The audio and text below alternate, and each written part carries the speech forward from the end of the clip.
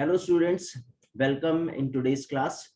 Well, today we are going to discuss new topic of economics, and this is agriculture related topic. And in this topic we will discuss about the post harvest activities of the farmers, like storage, transportation and marketing. So this chapter we will discuss in three parts. In first part we will discuss in whole that why there is a need of transportation, storage, and marketing. And in this chapter, we will discuss storage. Then in next part two, we will discuss transport, and part three, we will try to discuss marketing of agriculture produce. So, this is economics class, and this chapter is very useful for all general competition in India, specially UPSC के point of view से अगर हम बात करें तो this topic is specially mentioned in GS paper 3 mains in IAS Indian administrative services. So first of all, we will discuss this topic. Then I will tell you that why this topic is important for mains point of view in IAS, and the notes of these topics, part 1, part 2 and part 3, you can find in our Telegram channel, PDF notes of this topic. So let us start, students, this topic. Well, agricultural marketing in India बहुत important topic है, और अगर हम लोग इसे exam point of view से अलग हट के देखें तो ये टॉपिक इसलिए भी इंपॉर्टेंट है कि अगर इंडिया को ग्रोथ गेन करनी है तो खाली एग्रीकल्चर करना ही सफिशिएंट नहीं होता. एग्रीकल्चर करने के बाद जो पोस्ट हार्वेस्ट एक्टिविटीज होती हैं वो भी काफी इंपॉर्टेंट होती हैं. वेल, पोस्ट हार्वेस्ट एक्टिविटीज में जैसे किसान ने प्रोडक्शन किया, प्रोडक्शन करने के बाद अब उसका करना क्या है. आपने उसको प्रोडक्शन में भरपूर हेल्प करी, सरकार ने बहुत सारी योजनाएं चलाई, उसको क्रेडिट दिया, उसको लोन दिया, उसको बीज दिए, फर्टिलाइजर्स दिए, टेक्नोलॉजी प्रोवाइड करी, ठीक है, बम्पर प्रोडक्शन हुआ. अब व्हाट नेक्स्ट? तो अब आपको करना क्या है, अब आपको उसके स्टोरेज की फैसिलिटीज उसको देनी है, आपको उसको ट्रांसपोर्टेशन फैसिलिटीज उसको प्रोवाइड करवानी है, उस किसान को आपको ये बताना है कि कैसे उसके प्रोड्यूस की मार्केटिंग की जाए. ये सारी एक्टिविटीज इस टॉपिक में हम लोग डिस्कस करेंगे. एंड मुझे लगता है शायद इसी वजह से भारत सरकार ने इसको कंपटीशन में डाला, क्योंकि एक जो स्टूडेंट है, एंड इनफैक्ट स्पेशली जब हम आईएएस की बात करते हैं, सिविल सर्वेंट की, कल को अगर आप आईएएस बनते हैं, हो सकता है कि आपको यही डिपार्टमेंट हैंडल करना पड़ जाए. तो अगर आपने अपने कंपटीशन की जर्नी में इस टॉपिक को डिस्कस किया, इस टॉपिक को पढ़ा, उसके कंस्ट्रेंट्स आपने पढ़े, उसके बैरियर्स, उसमें आने वाले लूप होल्स क्या क्या है, गवर्नमेंट का क्या रोल होता है, तो शायद एक पिक्चर आपको यहीं पे क्लियर हो जाए. एंड नो डाउट जब आप इस डिपार्टमेंट में जाएंगे तो आपको यहाँ पे भी एक अलग से ट्रेनिंग दी जाती है, लेकिन फिर भी कम से कम आपका एक फाउंडेशन जो है, एक बेसिक लेवल आपका क्लियर हो कि उसमें क्या क्या प्रॉब्लम्स फेस की जा रही हैं since last 70 years. So well student, अब हम इस टॉपिक पर आगे बढ़ते हैं. एंड सबसे इंपॉर्टेंट बात, एग्रीकल्चर मार्केटिंग इन इंडिया में एपीएमसी एक्ट, अभी आपने देखा होगा फार्म बिल्स को लेके काफी हो हल्ला हो रहा है. एपीएमसी जो है ये एक तरह से मंडीज है. फार्म बिल्स को हमने एक अलग टॉपिक में कवर किया है, उसका भी हमने एक लेक्चर बनाया है तीनों फार्म बिल्स को लेकर, जिसमें कॉन्ट्रैक्ट फार्मिंग है, एपीएमसी को लेकर हमने काफी अच्छे से डिस्कस किया है कि किस तरह से एक किसान के पास अब एक ऑप्शन है, फार्मर के पास, कि वो एपीएमसी में डायरेक्ट ना जाकर सीधा एक कॉन्ट्रैक्ट कर सकता है एक अच्छे इंडस्ट्रियलिस्ट के साथ, और अपना प्रोडक्ट, अपने जो प्रोड्यूस है एग्रीकल्चर प्रोड्यूस, उसको बेच सकता है. तो वेल, एपीएमसी एक्ट हम स्पेशली वहां पे डिस्कस करेंगे, लेकिन यहाँ पे भी इसका कुछ पार्ट आएगा, वो हम आपके साथ डिस्कस करेंगे कि किस तरह से एग्रीकल्चर प्रोडक्शन करने के बाद किसान एपीएमसी के पास जाता है उसको बेचने के लिए, यानी मंडियों में बड़े बड़े आड़ती जो है वो उसके प्रोडक्ट को खरीदते हैं, उसके प्रोड्यूस को खरीदते हैं, और देन वो उसको उसकी मार्केटिंग करते हैं. तो वेल, सबसे पहले अब इस टॉपिक को अगर हम स्टार्ट करें तो मोस्ट इंपॉर्टेंट जो इसमें फैक्टर है वो है storage, transport, marketing end of agricultural produce and issues and related constraints.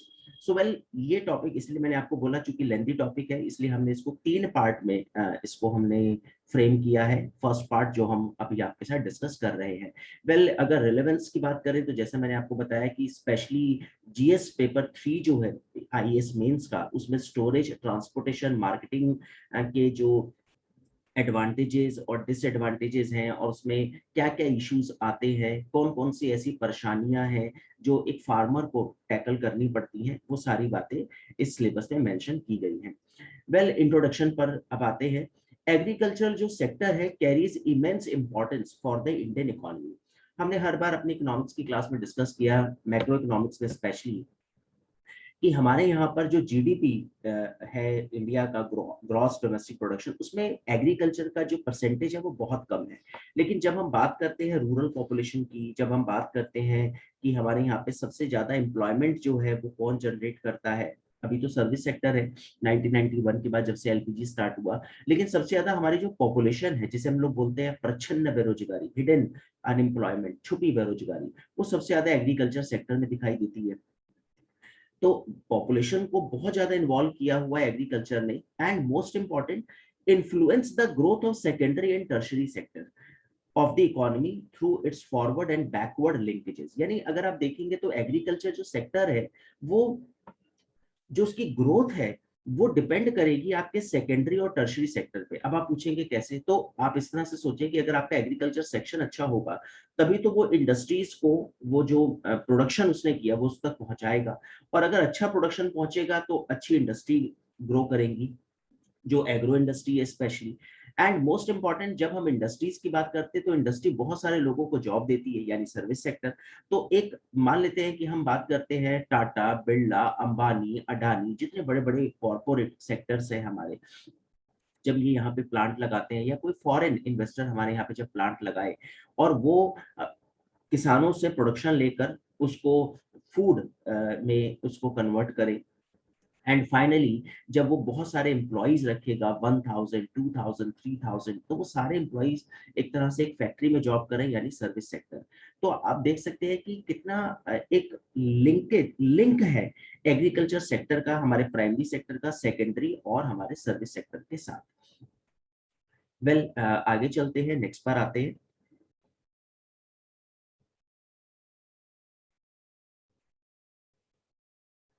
Yes, so well अब हम बात करते हैं कि अगर पोस्ट हार्वेस्ट एक्टिविटीज की जब हम बात करें, तो आप देख सकते हैं कि हमारे पोस्ट हार्वेस्ट एक्टिविटीज तो हमने हिस्ट्री में भी और एनसीईआरटी में हमने पढ़ा बचपन में, कि जितनी भी इंडस वैली सिविलाइजेशन से लेकर हमारी पूरा एंशियंट हिस्ट्री, चाहे मौर्यन काल हो, गुप्ता पीरियड हो, हर्षवर्धन काल हो, राजपूत काल हो, and even medieval time period में दिल्ली सल्तनत, फिरोज शाह तुगलक के समय, हमने पोस्ट हार्वेस्ट एक्टिविटीज को बहुत फोकस करते देखा, तुगलक डायनेस्टी को।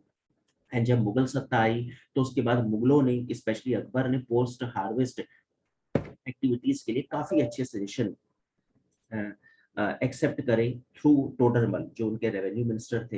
And finally post harvest activities का अगर हम इतिहास देखें तो इंडस वैली सिविलाइजेशन से चला आ रहा है। वेल इंडस वैली सिविलाइजेशन में हमने grains were stored in large granary, जब हमने हड़प्पा सिटी की स्पेशली बात करी तो हमने वहाँ पे फूड ग्रेनरी को हमने मेंशन किया, उसके एविडेंस मिले। हड़प्पन सील्स हमने देखी, contains information on agriculture production, transport, marketing and distribution. तो ये सारा फंक्शन हड़प्पा काल से चला आ रहा है, तो कोई नई बात नहीं है जो हम डिस्कस कर रहे हैं आज अपने टॉपिक में। वेल अब अगर बात करें तो इम्पोर्टेंस को अगर देखें हम, तो आप देख सकते हैं कि important stages in post harvest की अगर बात करें तो जैसे मैंने आपको बताया टॉपिक के शुरू में, स्टोरेज बहुत इंपॉर्टेंट एक्टिविटी है। अगर आपका स्टोरेज अच्छा नहीं है तो आपका जितना भी प्रोडक्शन है वो सब वेस्ट होने वाला है।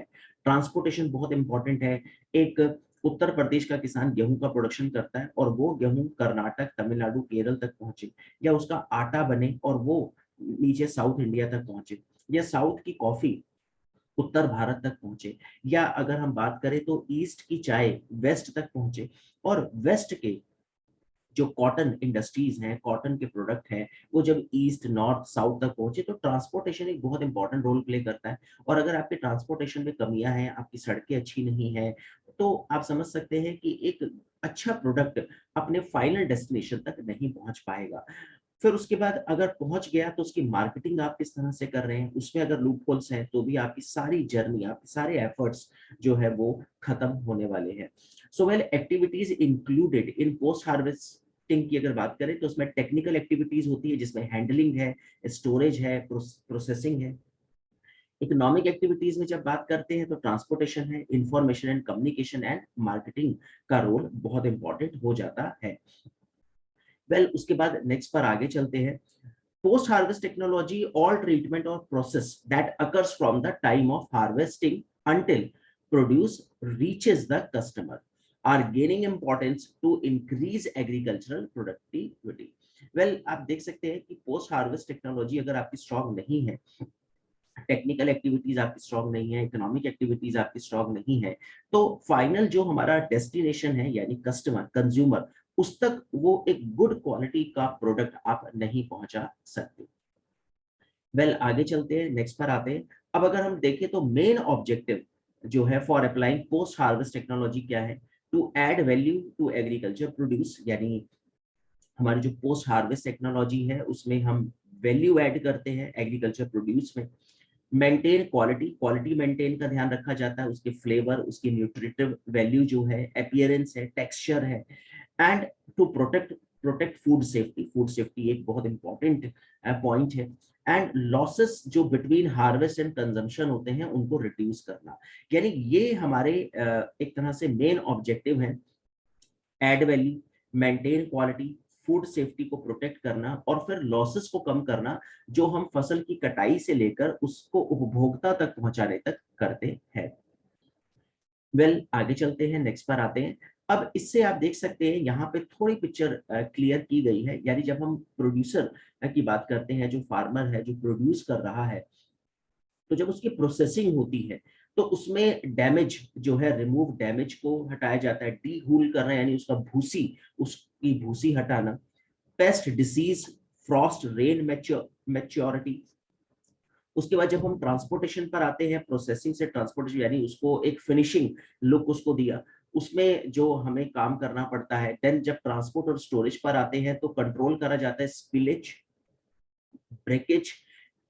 फिर जब हम ट्रांसपोर्ट से स्टोरेज पर जब आते हैं तो आप देख सकते हैं उसमें पेस्ट एंड डिसीज कंट्रोल देखा जाता है and prevent deterioration. And finally marketing में भी ये सारी एक्टिविटीज को ध्यान रखना पड़ता है।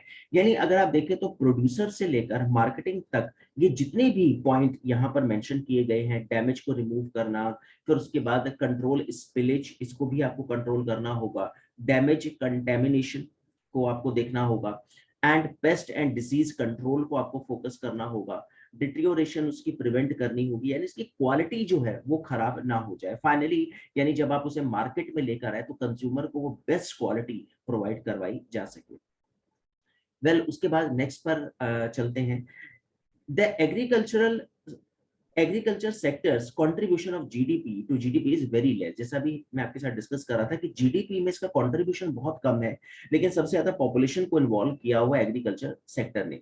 तो इसलिए इससे पता लगता है कि farmers are still suffering from inadequate prices and a low standard of living. यानी इसका मतलब अभी इनएडिक्वेट इनको प्राइसेस मिलता है, उसका उसका रीजन क्या है? उसका रीजन यही है कि जब आप प्रोसेस से लेकर प्रोडक्शन से लेकर जब उसकी मार्केटिंग करते हो तो उसकी क्वालिटी का बड़ा हरासमेंट हो जाता है, यानी उसकी क्वालिटी बड़ी खराब हो जाती है और वो जो एक प्राइस उसको मिलने चाहिए फार्मर्स की जो मेहनत उसमें लगी और जितना भी प्रोसेस, स्टोरेज, ट्रांसपोर्टेशन, मार्केटिंग में जो लोग इन्वॉल्व हुए उन सब का भी मार्जिन उसमें जोड़ा जाता है, उन सब की मेहनत उसको जोड़ी जाती है प्रॉफिट में। तो वो एक इनएडिक्वेट प्राइस जब मिलता है and low standard of living जो है वो सब चीजें मेजर करती है एट लास्ट, यानी आपके जीडीपी में एग्रीकल्चर सेक्टर का जो कंट्रीब्यूशन है वो कम हो जाता है। तो इसका मतलब आपको अपनी स्टोरेज, ट्रांसपोर्टेशन, मार्केटिंग को स्ट्रॉन्ग करना होगा ताकि फार्मर को एक एडिक्वेट, एक सही प्राइस उसके प्रोडक्शन का, उसके प्रोड्यूस का मिल सके और वो अपने स्टैंडर्ड ऑफ लिविंग को उठा सके।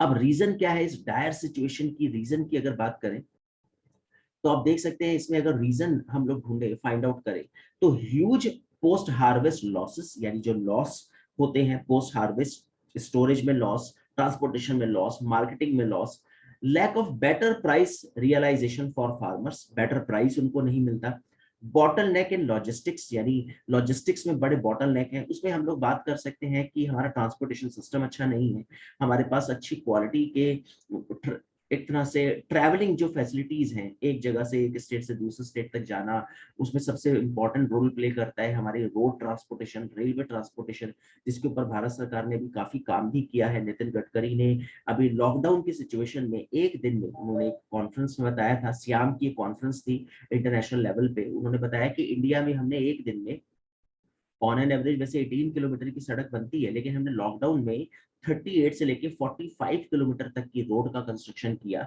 यानी लॉकडाउन में सब कुछ बंद रहा, लेकिन रोड ट्रांसपोर्टेशन का जो काम है उसको ठीक करने का काम वो नितिन गडकरी की रोड ट्रांसपोर्ट मिनिस्ट्री ने बहुत अच्छे से हैंडल किया। तो इसके लिए उनको सैल्यूट है, no doubt. And weak supply of chain, हमारे पास जो चेन लिंकेजेस हैं, एक स्टेट से दूसरे स्टेट पे जाना, सप्लाई की जो चेन होती है वो वीक है। स्टोरेज फैसिलिटी अभी हम डिस्कस करेंगे ही, किस तरह से लैक ऑफ स्टोरेज फैसिलिटीज है। Central government, state government, food corporation of India, ware house development authority, इन सब का रोल होता है स्टोरेज फैसिलिटी में। इनइफेक्टिव मार्केटिंग, हमारी मार्केटिंग उतनी स्ट्रॉन्ग नहीं होती। एंड फिर क्वालिटी कंट्रोल मैकेनिज्म में लैक है, जिसकी वजह से ये सब रीजंस आपको दिखाई देते हैं, इनएडिक्वेट prices and low standard of living of farmers. ठीक है स्टूडेंट, आगे चलते हैं, नेक्स्ट बार आते हैं। अब यहाँ पे एक बार फिर से इस पिक्चर के थ्रू भी आप देख सकते हैं, यानी ये बेचारा फार्मर, ये प्रोड्यूसर, और जब प्री प्रोसेसिंग होती है तो ब्रोकन ग्रेन्स होता है, एक्सेसिव डीहुलिंग, उसकी एक तरह से ट्रिमिंग करना। फिर जब वो ट्रांसपोर्ट पर आता है तो आप देख सकते हैं ऊपर से अगर एक नेचुरल प्रोसेस में देखिए तो हीट उसमें इम्पैक्ट डालती है, स्पिलेज है, ब्रेकेज है, लीकेज है। और जब हम स्टोरेज पे बात करते हैं तो फिर रेन है, ह्यूमिडिटी है, जो नेचुरल जो हमें फेस करनी पड़ती हैं परेशानियां। और अगर हम थ्रू ग्राउंड लेवल पे देखें तो इंसेक्ट है, बैक्टीरिया है, बर्ड्स की प्रॉब्लम है, रेंसिडिटी है, यानी उसका बासी पड़ जाना, खराब हो जाना। और जब प्रोसेस एंड पैकेजिंग में आते हैं तो आप देख सकते हैं कंटेमिनेशन जो है, कंटेमिनेशन मतलब उसको दूषित हो जाना, उसका इनएफिशिएंसी है, उसकी पीलिंग है, ट्रिमिंग है, पॉलिशिंग है, वो जो है आपको बहुत अच्छे से उस पर ध्यान फोकस करना पड़ता है। और फिर जब हम मार्केटिंग पे आते हैं तो फिर अनसेफ फूड को आपको देखना होता है कि वो कंज्यूमर तक ना पहुंचे, क्वालिटी लॉस ना हो, और फाइनली कंज्यूमर तक जब ये चीजें पहुंचती हैं तो आप देख सकते हैं कि बीच में ये सब जो कंस्ट्रेंट्स हैं, यानी ये सब जो हमारे लूप होल्स हैं, इन सबको हमें कवर अप करना है, तभी हम एक अच्छी क्वालिटी का फूड कंज्यूमर तक पहुंचा पाएगा एक किसान। तो किसान के साथ साथ और बहुत सारी एजेंसीज इसमें रोल प्ले अगर करें, अपनी जॉब बहुत अच्छे से करें, तो वो एक गुड क्वालिटी प्रोडक्शन हम कंज्यूमर तक पहुंचा पाएंगे। वेल, आगे चलते हैं, नेक्स्ट बार आते हैं। अब अगर आप यहाँ पे देखें तो losses of agriculture produce are a major problem in the post harvest chain. ठीक है, जैसा भी हमने डिस्कस किया, एग्रीकल्चर प्रोड्यूस का लॉस हो जाता है, ये बहुत मेजर प्रॉब्लम है। They can be caused by a wide variety of factors ranging from growing conditions to handling at the retail level। यानी उसका रीजन क्या है, वाइड वैरायटी ऑफ फैक्टर्स है, बहुत सारे फैक्टर्स इसमें रोल प्ले करते हैं। इसी वजह से जो एक growing condition to handling at the retail level, यानी जैसे मैंने अभी आपको बताया कि स्टोरेज में भी एक रोल बहुत इंपॉर्टेंट प्ले करना पड़ता है सरकार को, ट्रांसपोर्टेशन में सरकार का बड़ा इंपॉर्टेंट रोल हो जाता है, मार्केटिंग में भी सरकार अगर इन्वॉल्व हो, अच्छे से उसकी मार्केटिंग करे, तो किसान को वो सारी चीजें अच्छे से उसके प्राइस मिलेंगे। तो एक वाइड वैरायटी ऑफ फैक्टर्स है इन सारे प्रॉब्लम को सॉर्ट आउट करने में। Not only are losses clearly a waste of food, but they also represent a similar waste of human efforts, farm inputs, livelihoods, investment, and scarce resources such as water। यानी अगर आप, जब हम बात करते हैं कि हमारा फूड वेस्ट हो गया, तो हमारा फूड ही वेस्ट नहीं होता, बहुत सारी चीजें हमारी वेस्ट होती है, हमारे एफर्ट्स वेस्ट हो जाते हैं, हमारे जो फार्म इनपुट्स आने चाहिए थे वो वेस्ट हो गए, हमारा लाइवलीहुड जो है, हमारा लिविंग ऑफ स्टैंडर्ड वेस्ट हुआ, जो इन्वेस्टमेंट उसमें लगी वो वेस्ट हुआ, जो रिसोर्सेज हमने यूज करे जैसे वाटर वो वेस्ट हुआ। यानी एक अच्छी क्वालिटी का फूड अगर कंज्यूमर तक नहीं पहुंचा तो वो खाली और वो फूड वेस्ट हुआ, तो उसमें ना केवल फूड वेस्ट हुआ, उसमें जितनी भी चीजें बीच में इन्वॉल्व थी उन सब का एक तरह से अगर आप देखें तो ये लॉस है इन सब चीजों का। उसके बाद hence there is a need of for inefficient storage, transport and marketing, ताकि हम एक फार्मर्स को अच्छी लाइफ दे सकें। तो ये एक बहुत इंपॉर्टेंट चैप्टर बन जाता है एग्रीकल्चरल पॉइंट ऑफ व्यू से। अब बात करते हैं यहाँ पर significance of storage, transport, marketing का सिग्निफिकेंस क्या, यानी क्यों हम इस टॉपिक को डिस्कस कर रहे हैं और क्यों भारत सरकार ने जनरल कंपटीशन में इस टॉपिक को डाला। यानी जो स्टूडेंट हैं, जो कंपटीशन की तैयारी करते हैं स्टूडेंट, उनको पता हो कि एक किसान, जिसको हम लोग कहते हैं भारत की आत्मा गांव में बसती है, किसान अन्नदाता होता है, उसको क्या क्या प्रॉब्लम फेस होती है, ये एक कंपटीशन की तैयारी करने वाले स्टूडेंट को पता हो। तो इसमें अगर आप देखेंगे तो फूड सिक्योरिटी बहुत इंपॉर्टेंट है। यानी जब आप स्टोरेज, ट्रांसपोर्टेशन और मार्केटिंग पर ध्यान नहीं देंगे तो फूड सिक्योरिटी आपकी इनएफिशिएंट हो जाएगी, जिसकी वजह से आपको फूड इंपोर्ट करना पड़ेगा। और इंपोर्ट करने का मतलब है, ये नीड है इकोनॉमी में, आप इसके बिना नहीं रह सकते। आपकी कंट्री में कार का प्लांट नहीं है, चल जाएगा, लेकिन अगर आपकी कंट्री में गेहूं नहीं है, चावल नहीं है, दाल नहीं है, चीनी नहीं है, नमक नहीं है, तो ये सब चीजें आपको जरूर इंपोर्ट करनी पड़ेंगी। और इंपोर्ट करने का मतलब ट्रेड डेफिसिट, ट्रेड डेफिसिट का मतलब आपके करंट अकाउंट में लॉस, करंट अकाउंट यानी फिस्कल डेफिसिट में लॉस, यानी ओवरऑल इंडिया की जीडीपी धाराशायी। So help prevent post harvest losses and ensure food security. Effect on the price of agriculture produce, obviously जैसा हमने डिस्कस किया, जब वो उसकी क्वालिटी लो हो जाएगी तो आप उससे कैसे डिमांड करेंगे कंज्यूमर से कि मेरे को इसका इतना प्राइस चाहिए। उसकी क्वालिटी खराब है और आप कंज्यूमर से बोल रहे हैं कि मुझे इसका इतना प्राइस चाहिए, तो आप तभी अच्छे से उसका प्राइस मांग पाएंगे जब उसकी क्वालिटी अच्छी होगी। तो लो प्राइसेस होने की वजह से किसान को प्रॉफिट भी लो हो जाता है। उसके बाद क्रिएट्स एम्प्लॉयमेंट अपॉर्चुनिटी, ये बहुत इंपॉर्टेंट है, एम्प्लॉयमेंट अपॉर्चुनिटीज को ये क्रिएट करता है। And empowers rural economy, rural economy को एम्पावर करता है, यानी फूड सिक्योरिटी आपको देता है, आपको एम्प्लॉयमेंट देता है, रूरल इकोनॉमी में ग्रोथ करता है और एक गुड प्राइसेस आपको मिलते हैं। इसी वजह से ये टॉपिक ओवरऑल इंपॉर्टेंट बन जाता है। अब बात करते हैं कि रिस्पॉन्सिबल कौन है स्टोरेज, ट्रांसपोर्ट, मार्केटिंग, इन सब चीजों के लिए। तो जैसा मैंने अभी आपको बताया कि सेंट्रल गवर्नमेंट का एक बड़ा इंपॉर्टेंट रोल है through FCI, food corporation of India. State government का बहुत इंपॉर्टेंट रोल हो जाता है इन सभी चीजों को मैनेज करने में। और कई बार बायलैटरल एग्रीमेंट्स होते हैं, या तो सेंटर और स्टेट गवर्नमेंट के बीच में या अदर कंट्रीज के बीच में। सरकार फॉरेन कंट्रीज की हेल्प लेती है, उनकी टेक्नोलॉजी को अडॉप्ट करती है, इंटरनेशनल एजेंसीज की टेक्नोलॉजी को लिया जाता है, फाइनेंशियल असिस्टेंस वर्ल्ड बैंक और आईएमएफ से कई बार लोन लिए जाते हैं इस टॉपिक के लिए। जैसे ट्रांसपोर्टेशन ठीक करना है तो हमने ट्रांसपोर्टेशन, सड़कें ठीक करने के लिए लोन लिया, तो कहीं ना कहीं वो डायरेक्टली हिट करेगा हमारे transportation for agriculture point of view से। टेक नेसेसरी लेजिस्लेटिव हमें बनाने पड़ते हैं, एडमिनिस्ट्रेटिव मेजर्स हमें उठाने पड़ते हैं। जैसे मैंने आपको बताया कि अगर कल को आप आईएएस बनते हैं और आप इस डिपार्टमेंट में आते हैं, या आप एसएससी का एग्जाम क्लियर करके यहाँ पे एक ऑफिसर रैंक पर आते हैं, न केवल आईएएस, और भी कंपटीशन के थ्रू इस डिपार्टमेंट में जब आप एंट्री लें तो आपको ये एडमिनिस्ट्रेशन संभालना होगा। और किस तरह से आपको ये सब चीजें हैंडल करनी है, वहां पे आपको एक्सपर्ट्स गाइड करेंगे। ये सारा रोल भारत सरकार का है। Utilise the service of an existing independent regulatory mechanism, कुछ जो प्राइवेट सेक्टर्स हैं उनकी भी फैसिलिटीज इसमें ली जाती है, जो इंडिपेंडेंट रेगुलेटरी मैकेनिज्म है उनको हायर किया जाता है। And making available facility of the railway for bulk transportation, railway transportation बहुत इंपॉर्टेंट रोल प्ले करता है। जैसे अभी भारत सरकार ने जो रेलवे फैसिलिटी शुरू की है, 100 रेलवे को फ्लैग ऑफ किया था नरेंद्र मोदी जी ने, जिसमें रेलवे के थ्रू किसानों का जो प्रोड्यूस है, प्रोडक्शन है, जो वो पैदा करते हैं चीजें, उनको एक जगह से दूसरी जगह पे पहुंचाना और उसमें उनको 50% ऑलमोस्ट सब्सिडी देना। एयर ट्रांसपोर्टेशन का बहुत इंपॉर्टेंट रोल हो जाता है इसमें। तो आप देख सकते हैं जो हमने यहाँ पे रिस्पॉन्सिबल अथॉरिटीज को आपको दिखाया। अब बात करते हैं role of state government. Acquisition of land required, यानी सबसे इंपॉर्टेंट है कि जब स्टेट गवर्नमेंट को कोई स्टोरेज क्रिएट करना है तो वहां पे लैंड रिक्वायर आपको करनी होगी, उसका रिक्वायरमेंट है, एक्विजिशन करना होगा। Making available other facilities such as water, power and road, अब आप देख सकते हैं कि ये फैसिलिटीज स्टेट गवर्नमेंट को पहुंचानी पड़ती है किसानों तक, वाटर है, पावर है, रोड है, क्योंकि एग्रीकल्चर जो है वो स्टेट का टॉपिक है। अंडर डिसेंट्रलाइज प्रोक्योरमेंट स्कीम जो 1997-98 में स्टार्ट की गई थी, उससे food grains are procured and distributed by the state government themself. तो ये स्टेट गवर्नमेंट को इसकी जिम्मेदारी दी गई कि आप जो है इसको हैंडल करोगे।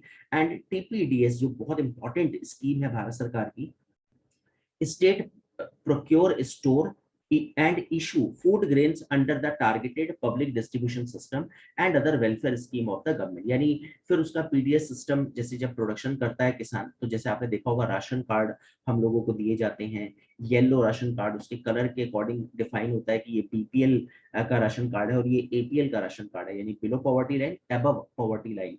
फिर उनको राशन की दुकानों पे सस्ते दामों पर हम एक वेलफेयर स्कीम चलाते हैं जिसको हम लोग पीडीएस बोलते हैं, पब्लिक डिस्ट्रीब्यूशन सिस्टम।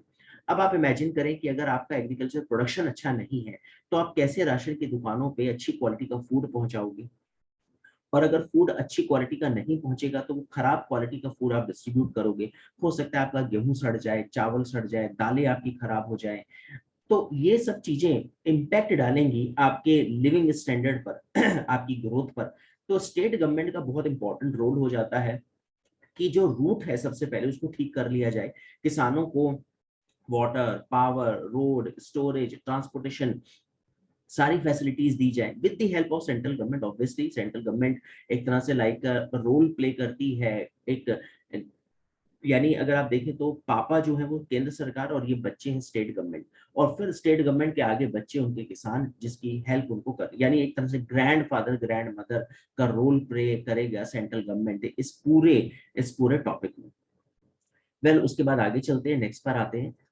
अब बात करते हैं फूड कॉर्पोरेशन ऑफ इंडिया की, जो कि बहुत इंपॉर्टेंट है इस टॉपिक के पॉइंट ऑफ व्यू से, इसीलिए हमने specially food corporation of India को यहाँ पे मेंशन किया। फूड कॉर्पोरेशन ऑफ इंडिया एक स्टैट्यूटरी कॉर्पोरेशन है। स्टैट्यूटरी कॉर्पोरेशन का मतलब होता है कि जो पार्लियामेंट्री एक्ट से उसको बनाया जाए। तो आप देख सकते हैं 1964 में इसको एक्ट के थ्रू लाया गया, and ministry of consumer affair, food and public distribution, government of India ने इसको फॉर्म किया, पार्लियामेंट्री एक्सेस को बनाया गया। नॉन स्टैट्यूटरी अगर मैं बोलता तो इसका मतलब था कि ये खाली कैबिनेट ने अपने दम पे इसको बनाया, जैसे नीति आयोग। जब हम नीति आयोग की बात करते हैं तो नीति आयोग का मतलब है कि वो खाली कैबिनेट ने अपनी परमिशन देके उसको बनाया। एंड इसका जो डेजिग्नेटेड चेयरमैन है वो सेंट्रल गवर्नमेंट का सिविल सर्वेंट आईएएस कैडर से होगा। इसीलिए मैंने आपको बोला कि अगर आप आईएएस का एग्जाम क्लियर करते हैं, हो सकता है आने वाले टाइम में आप एफसीआई के चेयरमैन बन जाए। तो आपने जब अपनी प्रिपरेशन की जर्नी में इन सब चीजों को पढ़ा होगा तो आपको ये सारी चीजें बेनिफिट जरूर देंगी। Well it was set up in 1965, इसको 65 में स्टैब्लिश किया गया। इसका पहले हेडक्वार्टर चेन्नई में था, बाद में इसको दिल्ली इसको मूव किया गया, एंड फिर इसके अलग अलग reasons of the state also serve as a district centres, और इसके फिर अलग अलग सेंटर्स हैं। वेल अब फूड कॉर्पोरेशन ऑफ इंडिया की ड्यूटी देखते हैं, क्या ड्यूटी है इसकी। तो जैसा भी हमने बताया कि एक public sector undertaking under the department of food and public distribution, ministry of consumer, 1965 में इसको सेटअप किया गया। इसका एक्ट 64 का है। कई बार स्टूडेंट को ये भी कंफ्यूजन होती है कि सर वो 64 लगाएं 65, तो आप ये ध्यान रखें कि अगर एग्जाम में आपसे पूछा जा रहा है एक्ट तो आप 64 लगाएं, तब इसको सेटअप किया गया एज ए बॉडी, तो इसका आंसर होगा 1965। वेल अब इसकी ड्यूटी की बात करें तो purchase, store, move, transport, distribute, sell food grains and other food stuffs, ये सारी ड्यूटी है फूड कॉर्पोरेशन ऑफ इंडिया की। तो आप देख सकते हैं कितना इंपॉर्टेंट रोल प्ले करता है food corporation of India. So well FCI itself बहुत इंपॉर्टेंट टॉपिक है कंपटीशन के पॉइंट ऑफ व्यू से। बहुत सारे एग्जाम्स में हमने देखा एफसीआई के बारे में एग्जामिनर पूछता है, एंड स्पेशली आईएएस के एग्जाम में, प्री एग्जाम में एफसीआई के ऊपर काफी बार क्वेश्चंस पूछे गए हैं। एंड इंडियन इकोनॉमिक सर्विसेज में भी काफी इंपॉर्टेंट रोल प्ले करता है ये टॉपिक। वेल उसके बाद नेक्स्ट पर आते हैं। अब बात करते हैं ware house development regulatory authority. तो अगर आप देखेंगे तो सबसे पहले जैसे मैंने आपको टॉपिक के शुरू में ही बताया था कि central government, state government, food corporation of India, where housing development authority of India, इन सब का रोल है इस ट्रांसपोर्ट, स्टोरेज एंड मार्केटिंग के प्रोसेस में। अब यहाँ पे अगर देखें तो स्टोरेज ऑफ सरप्लस गुड्स और मटेरियल, यानी जो हमारा फालतू पैदा हुआ, कंजम्पशन हुआ, 70% कंजम्पशन हुआ, 30% बच गया। अब उसका स्टोरेज करना सरप्लस गुड्स का और मटेरियल का, वो वेयर हाउसिंग उसके लिए बनाए जाते हैं, वेयर हाउसेस बनाए जाते हैं। Helps stabilise prices by balancing demand and supply of goods, यानी जब उसको ये अच्छे से सेव करके वेयर हाउस में रखा जाएगा तो वो फिर नेक्स्ट सीजन में उसका यूज किया जाएगा, उस प्रोडक्शन का, उस प्रोड्यूस का। Warehouse keepers bears risk of loss और damage of goods in storage. International trade में ये बड़ा हेल्प करते हैं। कोई चीज हमने जर्मनी भेजनी है, फ्रांस भेजनी है, सिंगापुर भेजनी है, उसका एक्सपोर्ट अगर अभी करने में टाइम है तब तक वेयर हाउस में वो जो है रखी जाएंगी चीजें। And helps in the expansion of the market, और मार्केट के एक्सपेंशन में काफी मदद करता है वेयर हाउस। डिलीवर्स गुड्स और मटेरियल इन द होल और in part to the buyer, धीरे धीरे यहाँ से बायर तक पहुंचाई जाती हैं चीजें, तब तक वो वेयर हाउस में रखी जाएंगी। Taking representative sample and breaking up large stocks into smaller smaller lots, तो उसको स्मॉलर स्मॉलर लॉट्स में उसको डिलीवर किया जाएगा, उसके सैंपल्स रखे जाएंगे, वेयर हाउस ही ये सारी चीजों को हैंडल करता है। वेल अब ware house development authority of India के बारे में एक बार डिस्कस कर लेते हैं। वेल अब बात करें the mission of ware housing development and authority is to regulate and ensure implementation of the provisions of warehousing। इसको 2007 के एक्सेस को बनाया गया। एंड यहाँ पे अगर आप देखेंगे तो इसका development and regulation of warehouses ये एक टास्क है इस एक्ट का। Regulations of negotiability of warehouse receipts दी जाती हैं, यानी मैं किसान हूँ, मेरा कुछ प्रोडक्शन मैंने किया और वो चीजें बच गई, वो मैं वेयर हाउस में रखूंगा, वेयर हाउस मुझे रिसिप्ट देगी और उस रिसिप्ट से मैं एमएसपी के लिए क्लेम भी कर सकता हूँ कि सर ये मेरा जो प्रोड्यूस है ये मेरा वेयर हाउस में रखा है, 30% मेरा गेहूँ या 30 क्विंटल गेहूँ, आप इसके लिए मेरे को मिनिमम सपोर्ट प्राइस जो भी आप मेरे को पे कर दें और आप इसको वेयर हाउस से उठाकर आप इसका पब्लिक डिस्ट्रीब्यूशन सिस्टम में आप यूज कर सकते हैं या जहां मर्जी आप इसका यूज करें, वो आपकी हेडेक है। मेरा 30% मैंने वेयर हाउस में रखा, उसकी ये सर रिसिप्ट है और आप इसका मेरे को पेमेंट दे दें।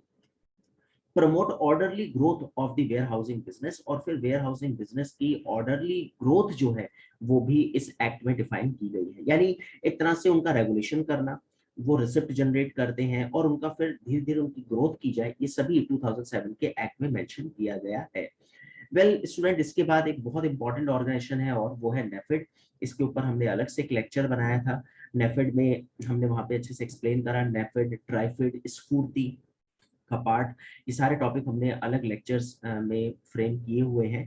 National agriculture cooperative marketing federation of India, फिर भी आपको बताते हैं इसका मेन फंडा जो है वो यही है कि एग्रीकल्चर की मार्केटिंग करना, ये नेफेड का काम है। एंड ये एक apex organisation of marketing cooperatives है।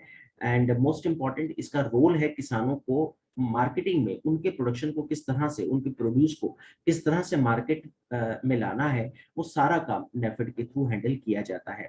तो आप देख सकते हैं यहाँ पे जब हम रेस्पॉन्सिबिलिटी की बात करते हैं तो सेंट्रल गवर्नमेंट का food corporation of India, state government की एक अपनी ड्यूटी है क्योंकि एग्रीकल्चर सेक्टर जो है वो स्टेट लिस्ट में मेंशन है कॉन्स्टिट्यूशन की 7th शेड्यूल में। एंड वेल फिर उसके बाद हमने एफसीआई को डिस्कस किया and then where housing development authority regulating authority को डिस्कस किया। वेल आगे चलते हैं, नेक्स्ट पर आते हैं। अब बात करते हैं टॉपिक के फर्स्ट पार्ट की। अभी हमने ओवरऑल डिस्कस करा स्टोरेज, ट्रांसपोर्ट, मार्केटिंग क्यों इंपॉर्टेंट है, कौन हैंडल करता है। अब हम वन बाय वन एक एक करके स्टोरेज, ट्रांसपोर्ट और मार्केटिंग को अलग से डिस्कस करेंगे। तो वेल इस पार्ट वन में हम स्टोरेज को डिस्कस करते हैं सबसे पहले। तो सबसे पहले जो पॉइंट है इसमें वो है स्टोरेज ऑफ एग्रीकल्चर प्रोड्यूस, इसकी इंपॉर्टेंस क्या है, इश्यूज क्या है एंड रिलेटेड कंस्ट्रेंट्स क्या है इसमें। तो वेल आप देख सकते हैं अभी तो हमने ओवरऑल डिस्कस कर ही लिया काफी बातों पे। Storage is an important marketing function which involves holding and preserving goods from the time they are produce, यानी जब आपने किसी चीज का प्रोडक्शन करा, प्रोडक्शन करने के बाद उसकी स्टोरेज अगर आपने अच्छे से नहीं की या आप उसमें फेल हो गए तो वो जितना भी गुड्स एक फार्मर ने बनाया वो सब वेस्ट होने वाला है। कहीं बारिश का सीजन है, कहीं बहुत ज्यादा सूखा पड़ा हुआ है, कहीं फ्लड लाइक सिचुएशन है, कहीं साइक्लोन है, और अगर उस क्षेत्र के किसान को कुछ ऐसी दैवीय आपदा आती है, नेचुरल डिजास्टर फेस करता है, और उसका प्रोडक्शन, उसका प्रोड्यूस खेत में पड़ा हुआ है, वो उसका प्रॉपर स्टोरेज नहीं कर पा रहा, तो आप देख सकते हैं उसकी पूरी मेहनत जो उसने करी वो वेस्ट होने वाली है। अब बात करें अगर मेन ऑब्जेक्टिव्स ऑफ स्टोरेज को अगर सम अप करें, तो आप देख सकते हैं इसमें क्या क्या पॉइंट आते हैं। At the agriculture level, to ensure availability of seeds, उसको प्रोवाइड करवाना ताकि क्रॉप साइकिल जब आती है तो उसको सीड्स उसको मिले। एग्रो इंडस्ट्रियल लेवल पे उसको गारंटी देना, regular and continuous supply of raw material उसको मिलता रहे। एंड मार्केटिंग लेवल पे to balance the supply and demand for agriculture products. So ये सारी चीजें एक तरह से मेन ऑब्जेक्टिव हैं स्टोरेज के। उसको एग्रीकल्चर लेवल पे हेल्प करना, उसको एग्रो इंडस्ट्री के लेवल पे उसको हेल्प करना, एंड उसके ऑब्जेक्टिव्स मार्केटिंग लेवल पे उसको हेल्प करना। तो ये स्टोरेज के जो है मेन ऑब्जेक्टिव्स आ जाते हैं, उसके मेन उद्देश्य हैं। उसके बाद आगे चलते हैं, नेक्स्ट पर आते हैं। अब अगर बात करें तो इम्पोर्टेंस क्या है स्टोरेज की, हम क्यों डिस्कस कर रहे हैं एग्रीकल्चर के टॉपिक में स्टोरेज को, तो आप देख सकते हैं continuous flow of goods in market. अगर स्टोरेज अच्छी नहीं होगी तो वो गुड्स जो है मार्केट तक नहीं पहुंचेगा। Protect the quality of perishable, perishable जो फूड्स होते हैं जो बहुत जल्दी खराब हो जाते हैं, उनकी क्वालिटी को प्रोटेक्ट करना। Help to cope with the seasonal demand of goods like woollen garments, यानी जैसे हम आम की बात करें, वुलन गारमेंट्स की बात करें, समर के जो कपड़े हैं, उनको जब समर सीजन खत्म हुआ तो आपको उसकी स्टोरेज करनी है, और फिर जब अगला सीजन आएगा तो फिर उसको आपको बाहर निकालना है। तो जो सीजनल डिमांड्स वाले गुड्स हैं उनके लिए स्टोरेज बहुत इंपॉर्टेंट रोल प्ले करती है। प्राइसेस को स्टेबल करने के लिए बहुत इंपॉर्टेंट रोल है। And most important, necessary for some period for the performance of other marketing functions. Other marketing functions में स्टोरेज जो है कभी काफी नेसेसरी हो जाती है। यानी अगर आपने उसकी स्टोरेज अच्छे से नहीं करी तो जैसे हमने बोला कि आपको उतने अच्छे प्राइसेस उसके नहीं मिलेंगे, यानी वो जो मार्केटिंग फंक्शंस है, मार्केट स्ट्रेटजी है आपकी, वो फेल हो जाएगी। क्योंकि अगर आपकी स्टोरेज में चीजें खराब हो गई तो आप कैसे उसके गुड प्राइस ले पाएंगे। फिर एम्प्लॉयमेंट प्रोवाइड करवाता है, इनकम जनरेट करेगा अगर अच्छी स्टोरेज फैसिलिटीज होंगी। आगे चलते हैं। मोस्ट इंपॉर्टेंट पॉइंट है अब, where agriculture produce is store, कहाँ पे स्टोर करेंगे। जैसे हम बात करें स्टोरेज स्टोरेज, तो बात आती है कि सर स्टोर कहाँ पे करना है। तो ऑलरेडी वैसे हम इस टॉपिक में डिस्कस कर चुके हैं। 70% of the total food grains production is retained and consumed at the farm level. Farm level पे हम लोग उसको रिटेन करते हैं और कंज्यूम करते हैं। जो बैलेंस अमाउंट है is supplied to the central pool and delivered to the at the nominated warehouse। जैसे आप इसे ऐसे ले लें कि मैंने 100 केजी गेहूं का प्रोडक्शन करा, 70 केजी उसको मैंने कंज्यूम कर लिया, 30 केजी बचा, 30 केजी को मैंने वेयर हाउस में पहुंचा दिया। 2019 की अगर हम लोग आंकड़ों की बात करें तो India has a total agri warehousing capacity around 91 million metric tonne, इतनी हमारी कैपेसिटी है स्टोरेज करने की। With the majority of capacity being owned by the state agencies, और इसमें सबसे ज्यादा रोल स्टेट एजेंसीज प्ले करती हैं। तो एक बात तो हमें क्लियर होगी कि इंडिया की जो टोटल स्टोरेज कैपेसिटी है वो है 91 मिलियन मीट्रिक टन, और उसमें सबसे इंपॉर्टेंट रोल प्ले करती है स्टेट गवर्नमेंट। अब अगर हम बात करें स्टेट एजेंसीज की, तो state agencies own around 40% of the capacity and the balance distributed among private and entrepreneurs। यानी अब ये बड़ी इंपॉर्टेंट बात है कि जब हम बात करते हैं कि यार 50% से ज्यादा स्टेट हैंडल करता है स्टोरेज, लेकिन अब स्टेट भी 40% हैंडल करता है अपने 100 का, और 60% वो हैंडल करवाता है प्राइवेट सेक्टर से। तो ये काफी इंपॉर्टेंट फैक्ट है। आगे चलते हैं, नेक्स्ट पर आते हैं। अब आप यहाँ पे एक ओवरऑल पाई चार्ट से आप देख सकते हैं। इसका मतलब अगर मैं देखूं तो हमारे यहाँ पे जो प्राइवेट सेक्टर है उसका रोल आप देख सकते हैं, मोर देन 50% उसका रोल है, काफी इंपॉर्टेंट रोल है प्राइवेट सेक्टर का। उसके बाद सेंट्रल गवर्नमेंट की अगर देखें तो सेंट्रल वेयर हाउसिंग अथॉरिटी जो है वो 6%, almost 6.5%। State agency 7.6। Food corporation of India का जो स्टोरेज कैपेसिटी है सेक्टर वाइज ब्रेकअप अगर करें हम तो 8.3। कॉर्पोरेटिव सेक्टर जो है वो काफी इंपॉर्टेंट रोल प्ले करता है, almost 11। And state warehousing जो कॉर्पोरेशन हैं वो 15.8%। उसका मतलब अगर आप देखेंगे तो उसमें जो सबसे इंपॉर्टेंट रोल है वो प्राइवेट सेक्टर का है, 40% अराउंड स्टोरेज में। वेल आगे चलते हैं, नेक्स्ट पर आते हैं। अब बात करते हैं इश्यूज क्या हैं स्टोरेज के टॉपिक में, क्या क्या दिक्कतें हमें फेस करनी पड़ती है। Poor condition of storage facility, तो सबसे पहली बात तो हमारी जो कंडीशंस हैं वो बहुत पुअर हैं, जिसकी वजह से ये सारी प्रॉब्लम आती है। Lack of enough storage space, हमारे पास इनफ स्टोरेज स्पेस नहीं है। लो इन्वेस्टमेंट करता है private sector, by the private sector. Private sector को कोई बेनिफिट अगर नहीं हो रहा तो वो क्यों इन्वेस्टमेंट करेगा, क्योंकि वो तो काम ही प्रॉफिट पे करता है। Not using scientific storage method, हमारे पास कोई साइंटिफिक मेथड्स नहीं है, जिसकी वजह से हमें प्रॉब्लम फेस करनी पड़ती है। इनएफिशिएंट कैपेसिटी यूटिलाइजेशन, हमारे पास जो कैपेसिटी है उसका हम प्रॉपर यूटिलाइजेशन नहीं कर पाते, यानी इसका मतलब हमारे मैनेजमेंट में लैक ऑफ मैनेजमेंट है। रीजनल इम्बैलेंसेज है इन स्टोरेज कैपेसिटी, हमारे पास जो रीजन वाइज इम्बैलेंस है, जैसे मैं नॉर्थ साउथ ईस्ट वेस्ट की बात करूं तो हमारे पास वो इम्बैलेंस है। और जैसे आपने देखा होगा मॉनसून सीजन में मालाबार कोस्ट पे मॉनसून हिट करता है, तो एकदम जून स्टार्ट होते ही बारिशें स्टार्ट हो जाती है, तो वहां पे स्टोरेज फैसिलिटीज एक अदर तरीके से हमें हैंडल करनी है। सितंबर तक आते आते नॉर्थ में जो है मॉनसून अपने पूरे फुल स्विंग में होता है, तो वहां पे स्टोरेज फैसिलिटीज हमें सितंबर में मैनेज करनी है।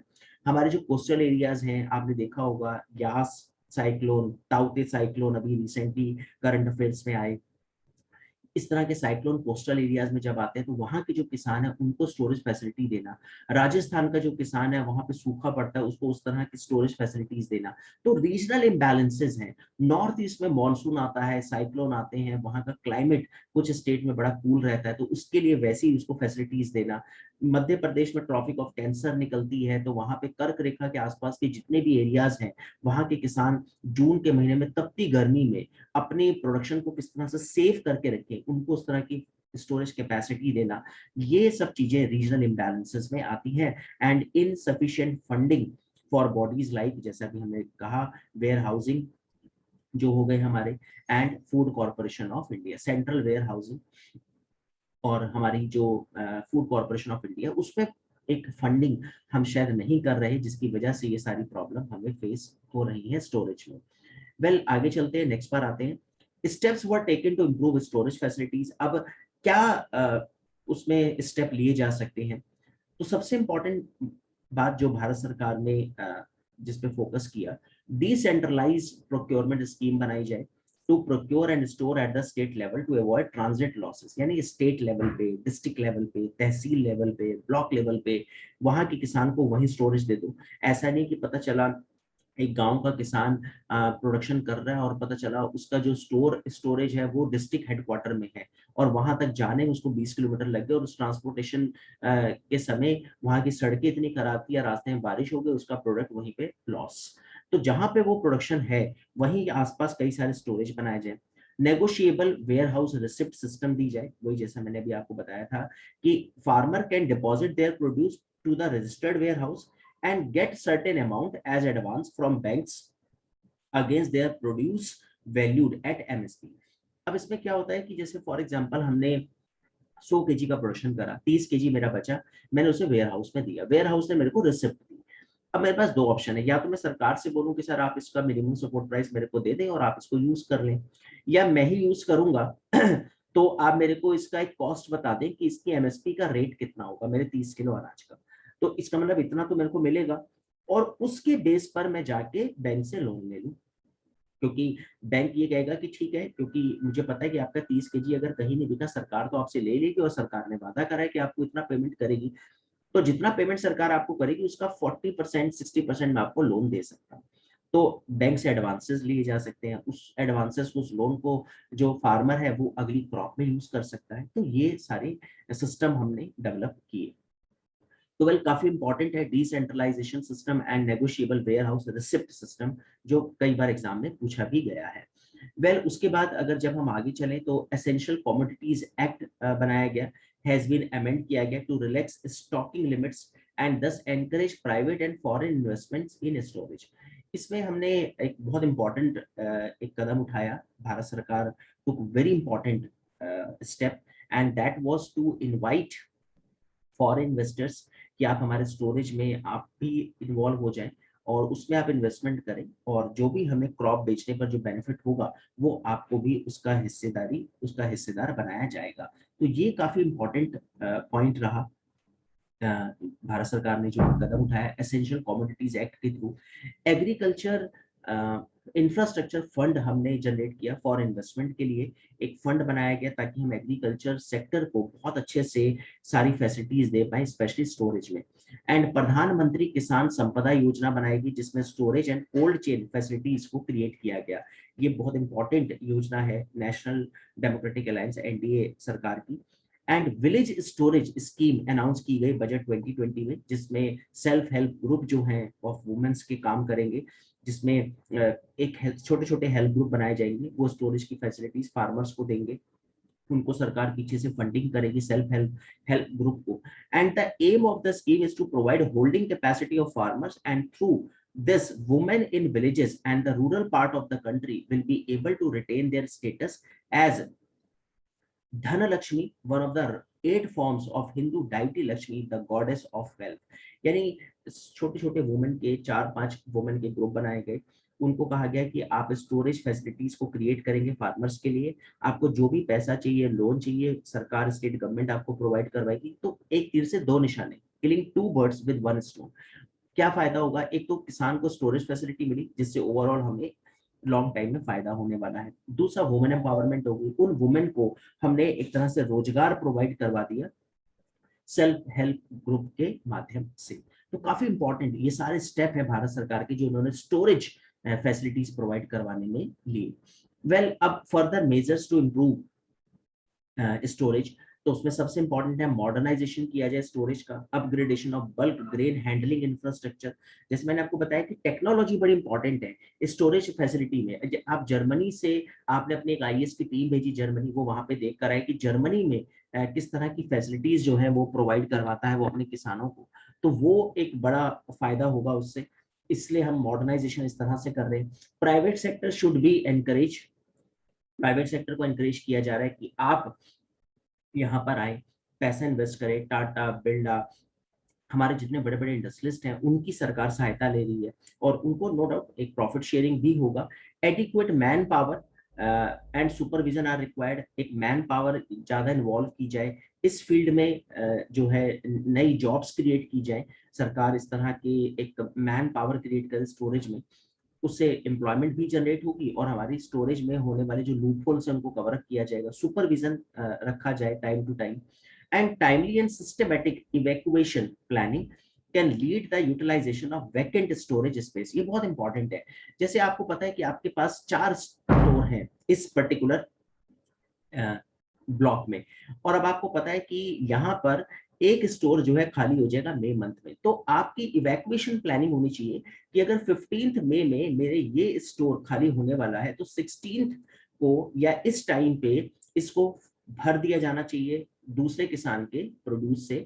तो ये एक बहुत इंपॉर्टेंट इवैक्यूएशन पॉलिसी है, क्योंकि कई बार इस तरह की भी रिपोर्टें अक्सर मैंने पढ़ी भारत सरकार की, बाद में कुछ इस तरह के ब्लेम भी लगे कि उस जगह पे 2 स्टोरेज जो हैं वो खाली पड़े थे, कोल्ड स्टोर खाली पड़े थे, लेकिन रिकॉर्ड्स में नहीं चढ़े हुए थे, जिसकी वजह से रिकॉर्ड में था कि 4 खाली, चारों के चारों भरे हुए हैं और 2 जबकि खाली हो चुके थे 6 महीने पहले। तो 6 महीने वो कोल्ड स्टोरेज खाली पड़े रहे, वैकेंट रहे, और कागजों में जो लिखा हुआ था वो था कि 4 उसमें ऑक्यूपाई है।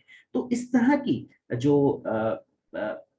एक लूप होल्स हैं या हमारे जो इवैक्यूएशन पॉलिसी है उसको भी ठीक करा जाए, करेक्ट किया जाए, जिसकी वजह से हम स्टोरेज जो हमारा जो सेक्शन है उसको हम अच्छे से ओवरकम कर पाए उन सारी प्रॉब्लम्स को।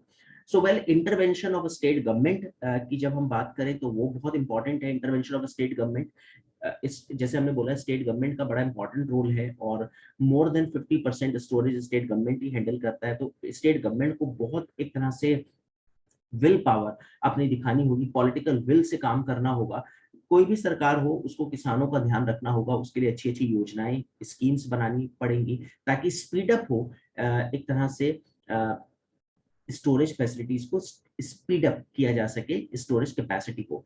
एफसीआई में रिफॉर्म्स किया जाए, should be an urgent measure. Food corporation of India में जो भी रिफॉर्म्स लगते हैं कि एक ये लूप होल्स है फूड कॉर्पोरेशन ऑफ इंडिया में, टू एड्रेस द इशू। पहले टीम बनाई जाए, वो टीम एड्रेस करे इशू को, भारत सरकार के सामने रखा जाए। और उसमें मेनली जो अभी एक रिपोर्ट मैंने पढ़ी थी, उसमें मेन जब रिफॉर्म्स की बात है तो उसमें एक रिफॉर्म था फंडिंग और साइंटिफिक स्टोरेज एफसीआई में अवेलेबल नहीं है, तो प्रॉपर फंडिंग की जाए और साइंटिफिक ढंग से उसकी स्टोरेज को हैंडल किया जाए।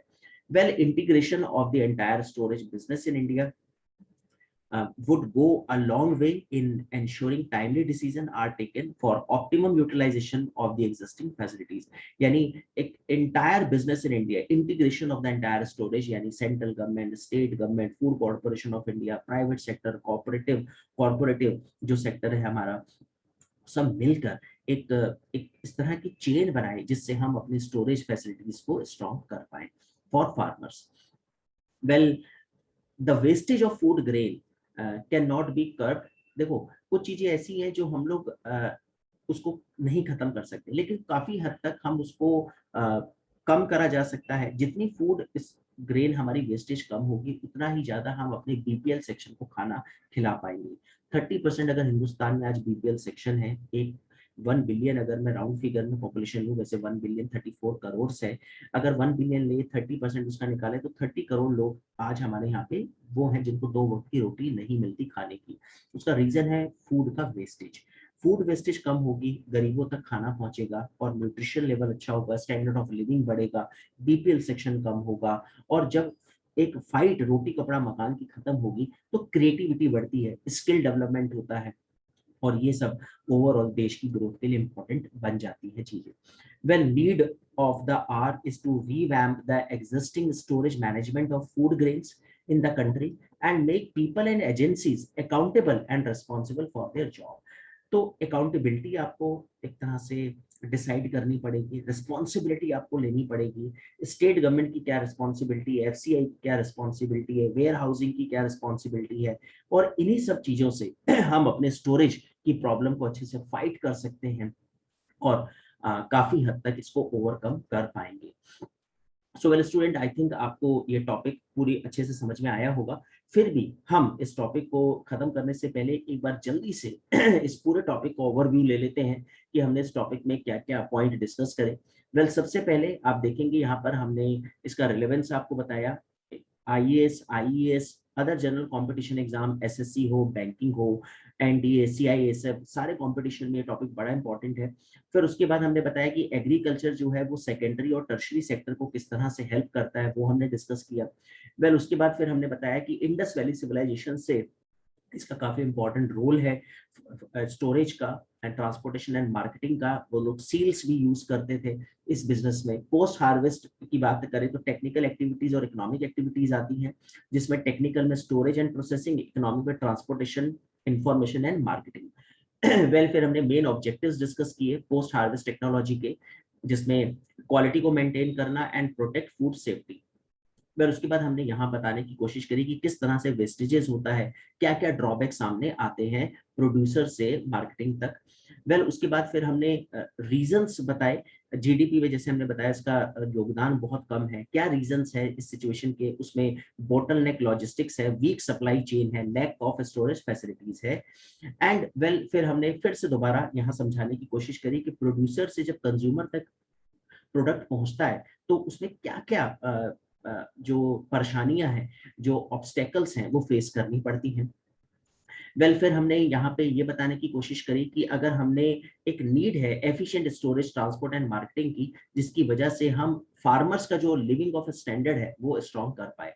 वेल, सिग्निफिकेंस क्या है, फूड सिक्योरिटी इससे अच्छी होती है, प्राइस आपको अच्छे मिलते हैं, वेल, एम्प्लॉयमेंट जनरेट होती है एंड रूरल इकोनॉमी हमारी स्ट्रांग होती है। अब कौन रिस्पॉन्सिबल है, उसमें फूड कॉर्पोरेशन ऑफ इंडिया है, स्टेट गवर्नमेंट है, कई बार हम फाइनेंशियल असिस्टेंस भी लेते हैं, लेजिस्लेटिव लॉज बनाते हैं, एडमिनिस्ट्रेटिव मेजरमेंट्स हम लोग उठाते हैं, रेलवे का एक बहुत इंपॉर्टेंट रोल है। फिर स्टेट गवर्नमेंट के रोल में हमने जैसे डिस्कस किया, डिसेंट्रलाइज प्रोक्योरमेंट स्कीम बनाई गई स्टेट गवर्नमेंट के द्वारा, जिसमें हमने टारगेट पीडीएस सिस्टम को स्ट्रॉन्ग करना है स्टोरेज फैसिलिटीज के थ्रू, और अलग अलग रीजनल जो इम्बैलेंसेज है उन वहां पर स्टोरेज फैसिलिटीज प्रोवाइड करवाना स्टेट गवर्नमेंट का काम होगा। Well, food corporation of India जैसे हमने बताया 64 में इसका एक्ट बना, 65 में एज ए बॉडी स्टैब्लिश हुआ, मिनिस्ट्री ऑफ कंज्यूमर अफेयर्स के अंडर में आता है, स्टैट्यूटरी बॉडी है। एंड इसका जो रोल है एफसीआई का वो है स्टोर करना, transport, distribution, sale food grains and other food stuffs. Well उसके बाद हमने वेयर हाउसिंग डेवलपमेंट अथॉरिटी को डिस्कस करा, उसके रोल को हमने यहाँ पे डिस्कस किया, उसके एक्ट 2007 में वो बना और उस एक्ट में क्या क्या मेंशन है। फिर हमने नेफेड को डिस्कस किया एंड देन स्टोरेज पर जब हम आए तो हमने सबसे पहले उसके मेन ऑब्जेक्टिव्स देखे स्टोरेज के। एग्रीकल्चर लेवल पे उसका एक ऑब्जेक्टिव है, एग्रो इंडस्ट्रीज में उसका रोल बहुत इंपॉर्टेंट है, मार्केटिंग लेवल पे स्टोरेज का रोल बड़ा इंपॉर्टेंट हो जाता है, agriculture, agro industry, market level पे स्टोरेज का रोल काफी इंपॉर्टेंट है। ये इसके मेन ऑब्जेक्टिव है। स्टोरेज को ठीक किया तो ये सारे लेवल पे हम अपने प्रोड्यूस को अच्छे से पहुंचा पाएंगे। वेल इंपॉर्टेंस हमने देखी, क्वालिटी जो है प्रोटेक्ट करना होता है पेरिशेबल आइटम्स की, मोस्ट इंपॉर्टेंट प्राइस को स्टेबल रखना होता है and continuous flow of goods in the market. Well फिर हमने देखा कि स्टोरेज में अगर हम बात करें तो 70% कंज्यूम हो जाता है फार्म लेवल पे, और हमने इंडिया की कैपेसिटी को देखा 91 मिलियन मीट्रिक टन, जिसमें 40% स्टेट एजेंसीज हैंडल करती है और 60% वो प्राइवेट सेक्टर से हैंडल करवाती है। उसमें हमने पाई चार्ट में भी देखा कि किसका कितना रोल है स्टोरेज फैसिलिटी प्रोवाइड करवाने में। वेल उसके बाद हमने इश्यूज देखे, लो इन्वेस्टमेंट है इसमें, साइंटिफिक तरीके से हम लोग हैंडल नहीं करते स्टोरेज मेथड को, और मोस्ट इंपॉर्टेंट रीजनल इम्बैलेंसेस है। वेल उसके बाद फिर हमने स्टेप देखे भारत सरकार ने क्या स्टेप उठाए, decentralise procurement scheme, negotiable warehouse receipt system and essential commodities act, जिसमें हमने फॉरेन इन्वेस्टर को इनवाइट किया, एग्रीकल्चर इंफ्रास्ट्रक्चर फंड हमने बनाया ताकि हम इस इंफ्रा को डेवलप कर पाए, प्रधानमंत्री किसान संपदा योजना and self self help group के माध्यम से हम अपने इस स्टोरेज फैसिलिटीज को स्ट्रॉन्ग कर रहे हैं। And further measure to improve storage modernisation, private sector को एनकरेज किया जाए, एडिक्वेट मैन पावर लगाई जाए, सुपरविजन रखा जाए एंड टाइमली इवैक्यूएशन प्लानिंग को भी डेवलप किया जाए, इंटरवेंशन हो स्टेट गवर्नमेंट का, एफसीए का रिफॉर्म किया जाए और एक integration of the entire storage business in India को डेवलप किया जाए। वेल उससे क्या होगा, फूड ग्रेन जितना ज्यादा वेस्ट कम होगा उतना ज्यादा हम अपने पुअर को खाना खिला पाएंगे। एंड मोस्ट इंपॉर्टेंट बात कि हम एक एजेंसीज, जब हम प्राइवेट इन्वेस्टर्स को इनवाइट करते हैं उसको भी हमें प्रॉफिट देना है, फूड की क्वालिटी को भी मेंटेन करना है, तो food grain in the country and make people and agencies accountable and responsible, इसलिए हमें इन सब की अकाउंटेबिलिटी को फिक्स करना होगा ताकि हम इस टॉपिक को अच्छे से ओवरकम कर पाए। So well student, thank you very much. Hope आपको ये टॉपिक बहुत अच्छे से समझ आया होगा, आप इसको बार बार सुने, बार बार इस टॉपिक के ऊपर जितना ज्यादा आप रिवीजन करेंगे उतना ज्यादा आपका कमांड होगा और ये टॉपिक आपको आपके कंपटीशन में बहुत अच्छे से हेल्प करेगा। कोशिश की गई है वो सारे पॉइंट्स कवर अप किए जाए, वो सारे टेक्निकल पॉइंट्स डाले जाए। जब आप आईएएस का मेंस लिखते हैं, आईईएस का मेंस लिखते हैं, तो वो जो पॉइंट्स है वो अपने आप में जो हमने डिस्कस किया, रोल, सिग्निफिकेंस, उसकी प्रॉब्लम्स, वो अपने आप में मेंस के क्वेश्चंस है।